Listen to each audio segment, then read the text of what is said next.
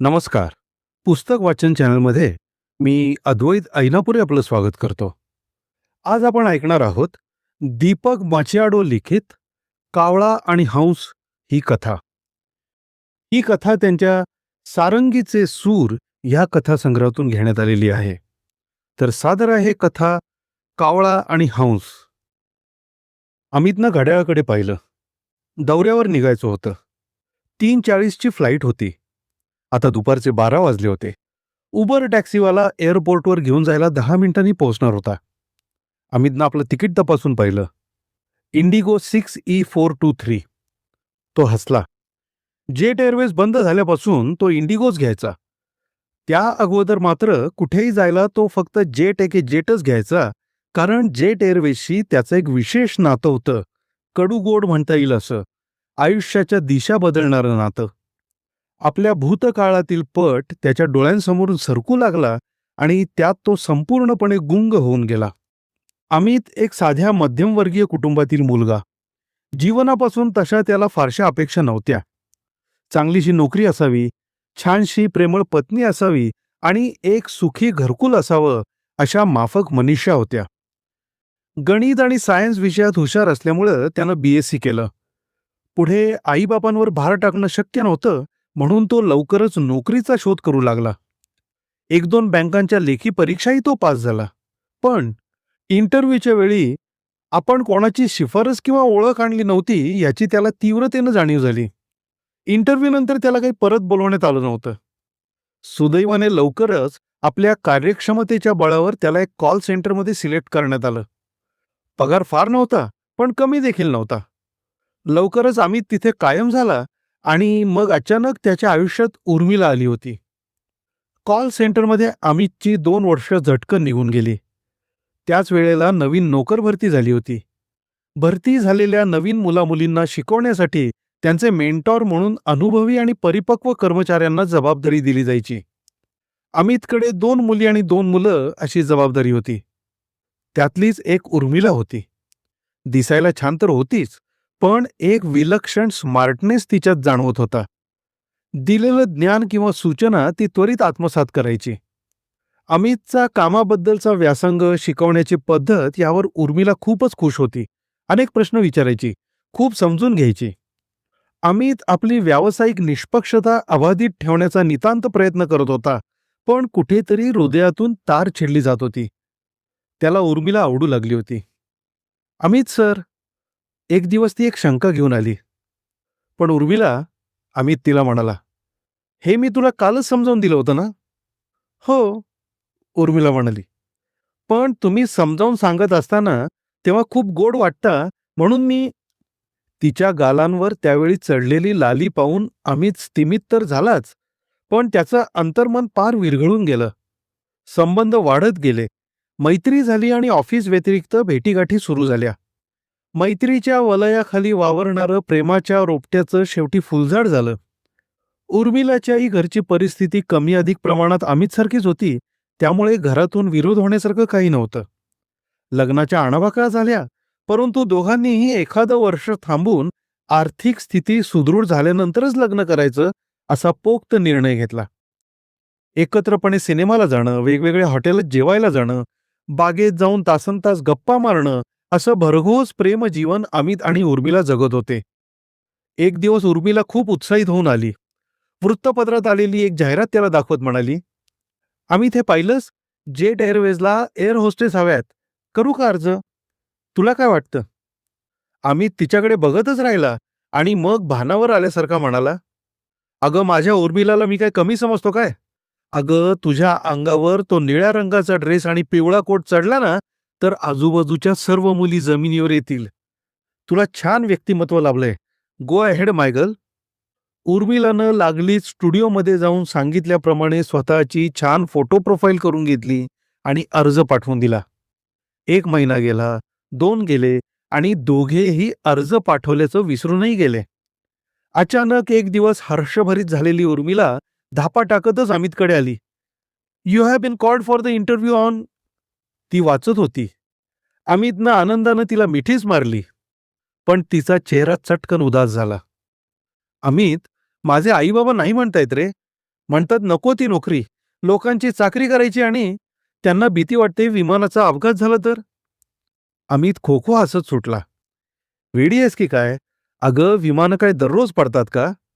हे बघ, माझी उर्मिला एअर होस्टेस होणारच. अमितच्या आग्रहानं आणि प्रोत्साहनानं प्रेरित होऊन शेवटी उर्मिलानं ठरल्या दिवशी जेट एअरवेजच्या ऑफिसचा रस्ता धरला. अमित! उर्मिला फोनवरून किंचाळत होती.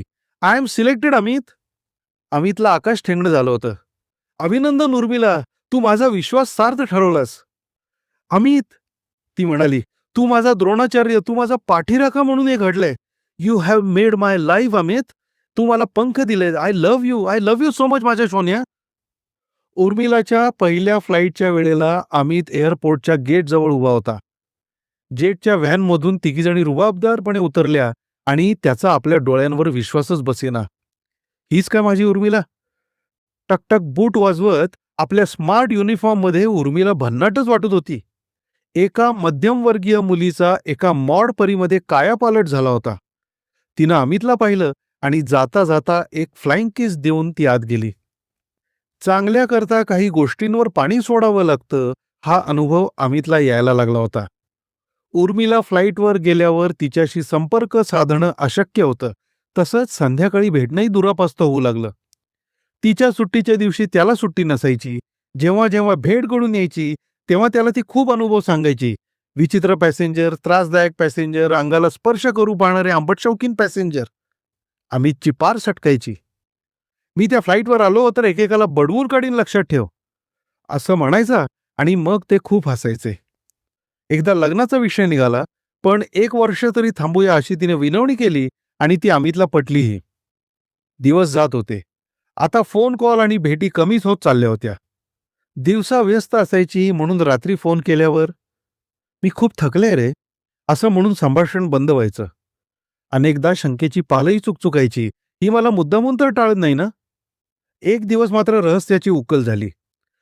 उर्मिला आणि एक रुबाबदार युवक एका उच्चभ्रू रेस्तराँमधून हसत खिदळत उतरताना त्याने पाहिले. त्याचा हात तिच्या कमरेभोवती होता. अमितच्या अंगाचा तिळपापड झाला. त्यानंतर तिची भेट झाल्यावर त्यांच्यामध्ये खूप मोठ्यानं भांडण झालं होतं आणि मग तिच्या पुढील शब्दांनी अंगावर डोंगर कोसळल्यासारखा आघात झाला होता. अमित, आयुष्यात वस्तुस्थिती बदलत असते. त्या वस्तुस्थितीशी आपण जुळवून घेणं हे पोक्तपणाचं ठरतं. मी आता तुझ्यासारखी कनिष्ठ वर्गातली राहिलेली नाहीये. माझं जग आता बदललंय. मला आता वाटू लागलंय की की आपण लग्न करणं हे देखील व्यावसायिक तारतम्याला धरून नाही. त्या दिवशी तू पाहिलास तो गुरप्रीत, फ्लाईट पर्सर आहे, पंजाबी आहे, पण आमचं खूप जमतं. मी मी त्याच्याबरोबर, म्हणजे त्याच्या आईवडिलांना पण मी खूप आवडली. अमितचा बाण तुटला. तवायफ हलकट सारख्या शब्दांची देवाणघेवाण झाली. शेवटी वादाच्या त्या वणव्यात उर्मिलाही आपला तोल घालवून बसली होती. ती म्हणाली, तुझी पायरी, तुझी अवकाश सांभाळून बोल. कावळ्यानं हंसाची आस धरू नये. आपल्या कोसळलेल्या विश्वाचं तारू परत उभं करायला अमितला खूप वेळ लागला होता. हसरा बोलका अमित एका कोशामध्ये शिरून बसला होता. आणि मग ती भेटली होती, अर्चना.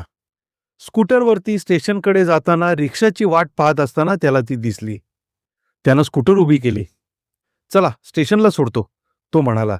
स्टेशन नाही, आदर्श नगरला सोडा, विद्या क्लासेसजवळ. क्लासला जातेस? अमितनं विचारलं. नाही, मी शिकवते, आय टीच इंग्लिश, ती म्हणाली. अमितला तिच्याबद्दल आदर वाटला. टिचभर तर पोरगी होती. बोलता बोलता असं कळलं की त्यांच्या क्लासमध्ये त्यांना गणित सायन्स शिकवायला कोणतरी हवंय. मी येऊ का? अमितनं गमतीनं विचारलं आणि तिनं तिच्या क्लासवाल्या मॅडमला सांगितलं. दुसऱ्या दिवशी तिचा फोन आला, मॅडमनी बोलवलंय. त्याची प्रतिभा आजमावायला मॅडमना वेळ लागला नाही. तो पार्ट टाइम तिथं जायला लागला. ती घटना अमितच्या जीवनाला संपूर्ण कलाटणी देणारी ठरली. त्याची शिकवण्याची पद्धत मॅडमला अत्यंत आवडली. विद्यार्थ्यांकडून आणि त्यांच्या पालकांकडून अत्यंत सुरेख फीडबॅक मिळायला लागले. एक दिवस मॅडमनं त्याला बोलावलं. Amit, why don't you make this as your career? तू नाव कमावशील. मी तुला माझ्या क्लासेसचा पार्टनर करायला तयार आहे. अमितलाही कॉल सेंटरच्या रटाळ कामाचा कंटाळा आला होता. त्यानं झेप घ्यायचं ठरवलं. त्याचं गणित सायन्स आणि अर्चनाचं इंग्रजी याची घरोघरी ख्याती पोहोचली. क्लासेसला जागा पुरेना म्हणून एक शाखा उघडली, नंतर दुसरी. अर्चना त्याच्या खांद्याला खांदा लावून जीव तोडून काम करत होती. 2 जीव आणि 1 ध्यास याचा परिणाम एक हृदय असा झाला आणि श्रीयुत अमित आणि सौ अर्चना एक झाले. अमित एज्युकेशन असं नवीन नामकरण झालेल्या क्लासेसची ख्याती राज्यभर आणि देशभर वाढत चालली होती. फ्रँचायझी रिक्वेस्ट भरपूर येत होती आणि संस्थेचे सीईओ अमित यांना भारतभर दौरे करावे लागत होते. त्याच्या सर्व दौऱ्यांवर त्याच्या फ्लाईटची चॉईस होती फक्त जेट एअरवेज. कावळा हा आता हंसाच्या बरोबरीनं उड्डाण करण्यास सक्षम झाला होता. एक दिवस जयपूरच्या फ्लाईटवर ती होती. व्हेज और नॉनव्हेज सर? तिनं विचारलं. तिच्या नावाच्या बॅजवर उर्मिला नसून उर्मी असं लिहिलं होतं. तिच्या पेशाला अनुसरून तिला स्मित करणं अपरिहार्य होतं. आपली काहीही ओळख नसल्याचं दाखवत, I will have only coffee please, असं म्हणून त्याने डोकं पुन्हा आपल्या लॅपटॉपमध्ये खुपसलं. विमानातून उतरताना तिनं काहीतरी बोलण्याचा प्रयत्न केल्यासारखं त्याला जाणवलं, पण त्यानं तिकडे लक्ष दिलं नव्हतं. आता काही दिवस तिला झोप लागणार नव्हती ह्या भावनेनं त्याला एक आसुरी आनंद झाला होता. गुगल सर्च करून त्याची संपूर्ण माहिती ती आजच्याच काढून घेईल याची त्याला कल्पना होती. रीटा, त्यानं आपल्या सेक्रेटरीला फोन केला. दिल्लीचं तिकीट बुक कर. सर, ती म्हणाली, इंडिगोवर करावं लागेल. जेटच्या फ्लाईट शो करत नाहीयेत. त्याला आठवलं जेटचं काही खरं नव्हतं आणि आज कंपनी चक्क बंद पडली होती.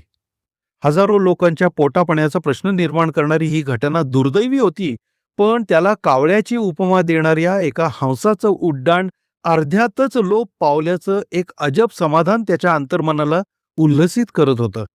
म्हणूनच आज तो इंडिगोची फ्लाईट घेणार होता. सर, बंटी कुमारचे पालक तुम्हाला भेटायला आलेत. अमितची सेक्रेटरी इंटरकॉमवर बोलत होती. तो फीचा प्रॉब्लेम आहे तो मुलगा सर. ओके, पाठवून दे त्यांना, अमित म्हणाला. बंटी कुमार हा अत्यंत हुशार विद्यार्थी होता. अलीकडे मात्र त्याचा अभ्यासावरचं लक्ष उडालं होतं आणि त्याची 3 महिन्यांची फी थकली होती. थोडी खोल चौकशी करता घरी आईवडिलांचं भांडण होत होतं आणि बंटीवर वारंवार हात उचलला जायचा असं लक्षात आलं होतं. केबिनचा दरवाजा उघडला आणि अमितनं वर पाहिलं. थोडा वेळ तो आश्चर्यानं टक लावून बघत राहिला. समोर उर्मिला आणि तिचा पती गुरप्रीत उभे होते. उर्मिलाची गालफडं आत गेलेली, डोळ्यांखाली वर्तुळ आलेली आणि निस्तेज चेहरा असं रूप पाहून अमितला धक्काच बसला. त्यानं मात्र आपला चेहरा निर्विकार ठेवला. सर, गुरप्रीत म्हणाला, आमची कंपनी जेट बंद झालीये आणि कितीतरी महिने आम्हाला पगार मिळालेला नाही. थोडा अवधी द्या, मी सगळी फी भरून टाकेन, पण कृपया आमच्या बंटीला क्लासमधून काढू नका. मिस्टर गुरप्रीत, तुमचा मुलगा बंटी आमच्या क्लासेसमधला एक स्टार स्टुडंट आहे, परंतु तुमच्या अंतर्गत कलहाची झळ त्याला पोचता कामा नये. ह्यापुढे एका अटीवर मुलगा क्लासमध्ये राहील. No violence. मुलावर हात उचलायचा नाही. फीचं नंतर बघू. तुम्ही जाऊ शकता. ते जायला उठले इतक्यात फोन वाजला. अमितनं उचलला. हॅलो. ओ येस, थॉमस कुक. होय होय, स्वित्झर्लंड टूर. 3 जण. ऑफकोर्स बिझनेस क्लास आणि बेस्ट हॉटेल्स हवीत. माय फॅमिली डिझर्व्स द बेस्ट. आभारी आहे. गुरप्रीत आणि उर्मिला दरवाजाजवळ पोहोचले इतक्यात अमित म्हणाला, अँड वन मोर थिंग. हंसाचे पंख जेव्हा कापले जातात तेव्हा कावळा त्याच्यापेक्षाही उंच भरारी मारू शकतो. उर्मिलाने आपल्याला जवळजवळ खेचतच बाहेर का नेलं त्याचा उलगडा गुरप्रीतला मात्र झाला नाही.